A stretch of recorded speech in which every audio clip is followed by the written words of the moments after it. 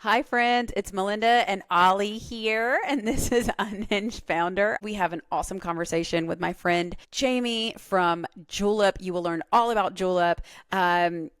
In our conversation, so I'm not even going to tell you about it. And honestly, if I did try to tell you about it, I would explain it wrong, and I don't want to do her amazing company a disservice. Her platform is awesome. I had the chance to check it out a couple months ago and knew I had to have Jamie on. So she's going to be on talking about her journey to entrepreneurship and what she's working on now. Enjoy this episode, and I'll catch you at the end.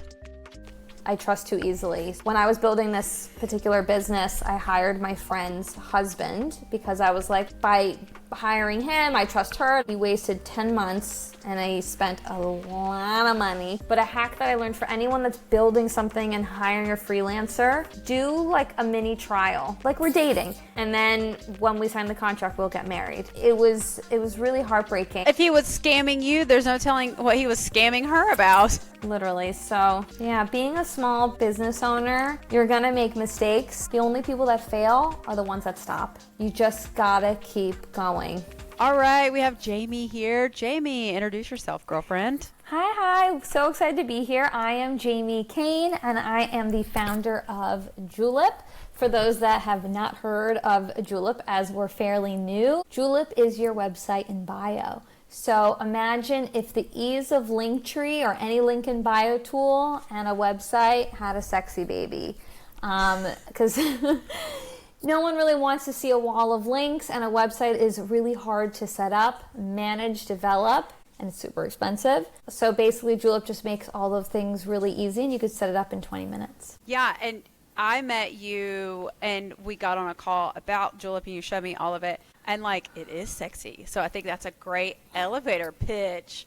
I love it. And like, correct me if I'm wrong, is it shoppable? Aren't you guys trying to figure out a way to make it shoppable? So there's a few different features. We call them tabs, and one of the tabs is shop. So again, unlike the Linktree and the beacons of the world where it's like link, what we've done is one is visual. You can organize it by category. So before on the Linktrees of the world, you'd have to shop by where it lived. So if I'm promoting this black top, I'd say go to my Amazon store. So then you have to click my Linktree, click on Amazon, click on the board. Within the board, find the t-shirt, right? Where what we've done is you could actually organize it by like black tops. And then you could put black tops from Amazon, from Theory, from Aritzia, from Gap.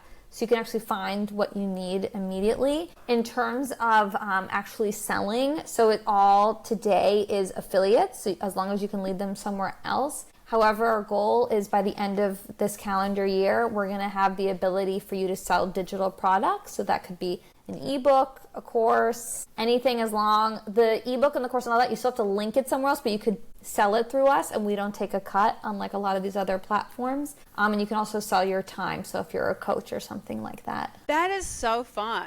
I love that. So where were you born? All that stuff. Let's start everything and how you got to where you are today. Born and raised in New York City. I left for school in Boston, lived in London for a year. Didn't know what I wanted to do. I was in marketing. My very first job was doing marketing and events at a doggy daycare in Manhattan, and I loved it. But the pay was like not livable, literally $2. So went and got a grown-up job, if you will, and I worked at, I was gonna say in Times Square, oh my God, in Columbus Circle, there's the Time Warner Center, which is like a high-end, like, mall, so I had helped with their marketing. Ended up going back to school because I was not happy, and then worked in higher ed and helped in career development, which was an amazing experience, and I think it really helped me become much more detail-oriented because I helped kids with their resumes, among other things. And then in 2020, I started my first business, which was in the pet space.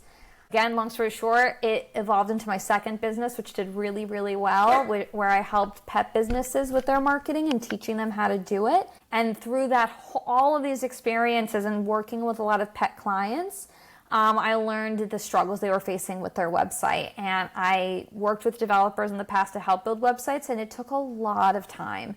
And it was very expensive for the client. So I was like, why is there only the Linktree? Which at the end of the day, if you have a Linktree or something like that, you actually need other tools because you're sending them somewhere else. And then the other side of the coin is website. Like a decent website's going to cost you like $10K if you want it custom. So I was like, why is there nothing in the middle? So that's why I was like, I'm going to go solve the problem. So I found a freelancer to help me take my ideas, make them pretty on design, and then I found developers, and then we got it live about 2.5 months ago, and it's been going really well. For me, I'm always in awe of people that can create something like that. I would not even know where to start. Like, sure, I can have ideas all day long, especially like coming from the pet space and just being like, fuck it, let's try. Like, I don't think I could do that. That's kind of what my head, I was like, yeah, fuck it. Who cares? Where did this come from? Was it just one of those things where like, okay, somebody took a chance on you and then you're like, just kept going from there and you're like, I guess I'm a pet girl now. So growing up in New York, like very classic, my parents, doctor, lawyer, they're both married 3 times. You were literally like token then, like Jewish family, New York, Manhattan, like, oh, like I love it. This makes doctor. me so happy. This makes me so happy. It's so cliche. So I was the only child because they had me quite late because they'd been married so many times. So all I wanted as a kid was a dog because I didn't have any siblings. And eventually I guilted them enough. So by freshman year of high school, we got our first dog, Cappuccino, and he was the best. And then we got Taz my senior year, and I was just in love with them. And as I mentioned, my first job was at the doggy daycare, and the pay was like this, but I loved it so much. It was like, I'm 22, 23 years old. Do I want to live with my parents and play with dogs forever? Or do I get like an adult job? And when you're 22, 23, you want to get out of your parents' house. Yeah. So got a grown-up job, but there was always that bug in terms of the pet space. Actually, you'll really love this story. So my goal through the pet experience, and it was just building up a social following before I launched my first one. I got invited to judge at the, what is it called? The Washington Square Park Dog Halloween Costume Contest. This past spring, from my pet business, I got invited to one of the biggest pet conferences, and it was in Orlando, Florida, and one of my manifestations was getting paid to speak. So I go to get paid to speak. The topic was how to optimize your Instagram for your pet business. Julep, we launched about 2-ish months ago. My pet business, I still have some clients, so I'm going to wind it down at the end of this year and go full on Julep, because as anyone that's a founder having multiple things, if you do too many things, you can't put your full energy into one. And I'm giving still my 100 to my clients because I owe them that. But at the end of the day, I really think Julep, every person that's used it has loved it, and I want to just respect that and grow it, and it's just more scalable at the end of the day. What do you think, in all your iterations of businesses and stuff, what do you think has been like the hardest lesson that you've learned? I trust too easily. I think that, I mean, there's other things I would say, but I trust too easily. So when I was building this particular business, I hired my friend's husband because I was like, oh, by hiring him, I trust her, da da da da da. And he lived local. Very long story short, he wasted 10 months and I spent a lot of money because I don't know code. So I hired him. And after 10 months, he built me something that was just completely not usable. Just couldn't use it. So I had to start all the way from scratch. Luckily, I already had the designs done, so then I gave it to this new developer. But a hack that I learned for anyone that's building something and hiring a freelancer, do like a mini trial. So I had the new which I did not do because I'm too trusting. But I had the new developer after that. I was like, can you just do this one little thing? Let's see how it goes. And then we're dating. And then when we sign the contract, we'll get married. But it was really heartbreaking. And being a small business owner, you're going to make mistakes. The only people that fail are the ones that stop. You just gotta keep going. And I think there's this misconception that like having a 9-to-5 job, yes, you're gonna get a check every 2 weeks, but one, you're stuck at that level unless you get a raise, but usually it's not so incremental that it's life-changing. And then two, you could just get fired. You're a number. So that's why I love your podcast, to kind of peel back the layers of what it is to be a founder. And yeah, you're not getting that stable paycheck every 2 weeks or a month, but you're opening up so many more possibilities. And I don't think there's ever going to be a founder that's going to go on their deathbed being like, I wish I didn't start that business. Exactly. Unless they're those scammers. Yeah, it's probably the scammers. But is that why, like, that's why I went out on my own. Is that why you went out on your own? Because you recognize, like, wait, I can do more by myself? Do you know what's so funny? One, I was in all of my jobs, the pay, because my marketing jobs were sexy jobs, and then working in higher ed is education, so that's not going to pay very well. But upon reflection, I realized almost everyone in my family except one person is an entrepreneur. And I was like, oh my God, I didn't even realize this. Like, both my parents had their own practice. My aunt, it's a really cool story, actually. She was one of the first people that, like, invented, like, concert merch, like T-shirts. Whoa. Isn't that neat? And then she sold the factory 100 years ago. My uncle had his own dental practice. My cousin is a marketing. And I was like, it's kind of in my genes. And I think the other thing, and I don't know if this has ever happened to you, my first, like, big girl job, I had a horrible boss. Like she would say things to me like I was very blessed and still am with a good metabolism. And I'll never forget, I was 23, 24, and I would eat snacks at my desk because it was just this really small office and she was looking at us, and I was decided to get up to go get lunch downstairs. It was in Brooklyn. She goes, where are you going? And I was like, oh, I'm just going to grab a sandwich downstairs. I'll be back. I'll eat it at my desk. I'll keep working. She goes, oh, that's weird. And I go, what? She goes, I thought you were anorexic, so I didn't think you would go out to eat. And I'm like, what? What? Who says that? How crazy. Luckily, like, I'm not. But, like, imagine if I was. Yeah, like what if you were really struggling? Who says that to someone? Oh my God. That's even just like I could talk about her forever and the crazy things she said to Don't worry. Not only me. That leads me to a point of every toxic boss I've had has been a woman, which is so freaking sad. It's so sad. But especially in PR, like so toxic, such like competitive culture, just just like I have a million of those stories too, and it's so freaking sad. It's gross. And it's funny because now the industry that I'm in is actually predominantly men. I almost see that as an advantage edge because I think us as women, we are so much more detail oriented. And I think both in your practice and my practice or business, like we're able to like zone in a little bit more. But it's to your point, what you just said is being your own boss. I think some people thrive being a solopreneur. Some people need another person. But at the end of the day, you need to be accountable for yourself. I think a lot of people struggle when you have a boss, you have someone pushing you, and you're like, oh, I don't want to get fired to lose my paycheck. When you're your own business, like you got to hustle. You got to put out the time and energy. And another thing that, a quote, if you will, that I read somewhere, which I think is really true, and I'm sure you'll appreciate this, especially in the beginning of your business, you got to do things that don't scale.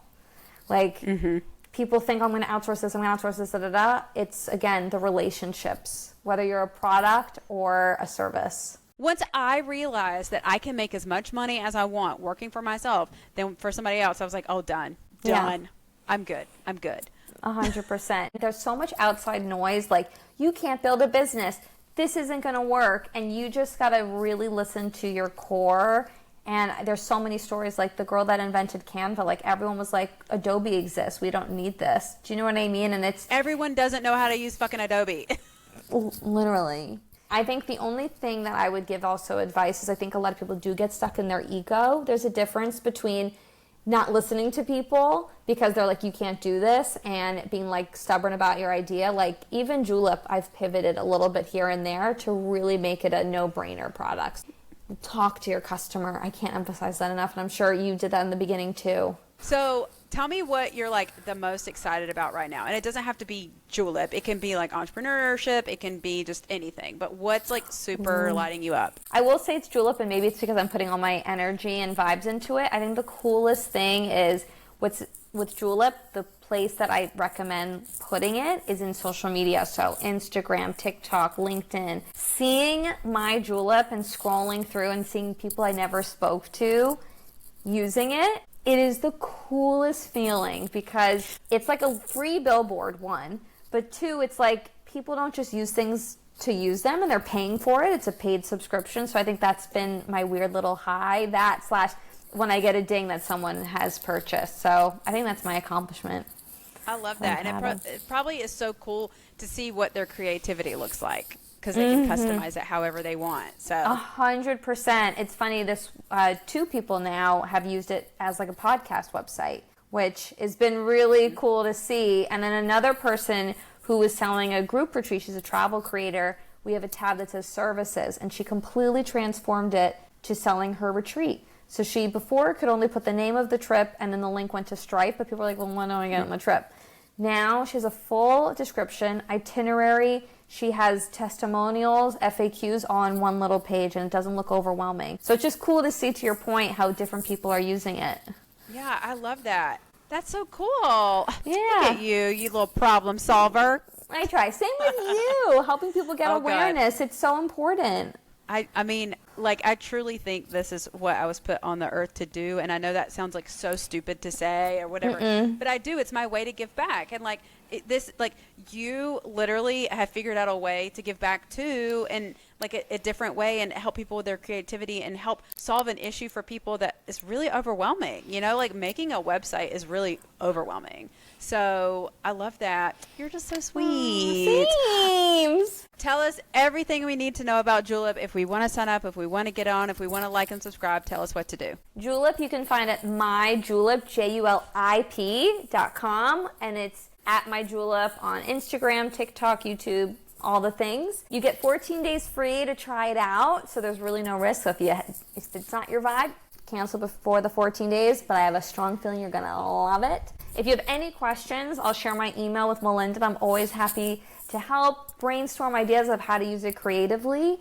And that's it. And I hope you see the power of not spending so much time worrying about your website and having the time to actually run your business when using Julep. I love it. You're just so sweet. Well, thank you for coming on, girlfriend. And we'll talk to you soon. Sounds good. Thanks again. Bye. All right. What a conversation. Thank you guys for listening. Please check out Julep. We'll have the links in the show notes. We'll have Jamie's information. Go check her out. And let's support other female founders. So with that, thanks for listening. We'll see you next time on Unhinged Founder. Like and subscribe to my podcast. It's Unhinged. Dun, dun, dun.